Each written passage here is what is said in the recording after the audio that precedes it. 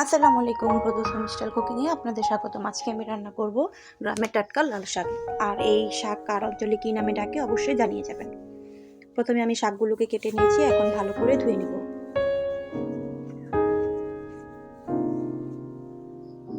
ধোয়া শেষ। এখন আমি পানি ঝরানোর জন্য শাকগুলোকে রেখে দিয়েছি। ছোট ছোট করে কেটে নেব শাকগুলোকে। কাটা হয়ে গেছে। এখন আমি শাকগুলোকে সিদ্ধ হওয়ার জন্য কড়াইতে দিয়ে দিব পরিমাণ মতো লবণ, কাঁচামরিচ, যার যার ঝাল অনুযায়ী শেষে কাঁচামরিচ দিয়ে নেবেন।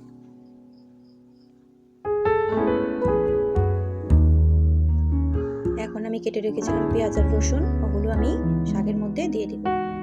দেওয়া হয়ে গেলে এখন আমি উল্টে পাল্টে মিশিয়ে নিব এবং সিদ্ধ হওয়া পর্যন্ত অপেক্ষা করব। লাল শাক আপনারা ঢেকে রান্না করবেন না, ঢেকে রান্না করলে শাকের কালার নষ্ট হয়ে যায়। আমার শাক সিদ্ধ হয়ে গেছে, আমি এখন বাগার দিব, পেঁয়াজ রসুন ভেজে নেব। বাদামি কালার হয়ে আসছে, এখন আমি সিদ্ধ করা শাকগুলো দিয়ে দেব।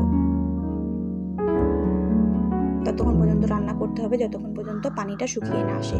আর আপনারা এই শাকের সিদ্ধ করা পানিটা ফেলে দিবেন না, সেটা লাল শাকের ক্ষেত্রে করবেন। আমার রান্নার প্রসেসিংটা যদি আপনাদের ভালো লাগে অবশ্যই লাইক, কমেন্ট, সাবস্ক্রাইব করে আমার চ্যানেলের পাশে থাকবেন। আর এভাবে রান্না করে দেখবেন, অবশ্যই আপনাদের ভালো লাগবে। আমার রান্না প্রায় কমপ্লিট। কড়াই থেকে লাল শাকগুলো ছেড়ে ছেড়ে দিচ্ছে। আমার রান্না অলমোস্ট ডান। সবাই ভালো থাকবেন। আল্লাহ হাফেজ।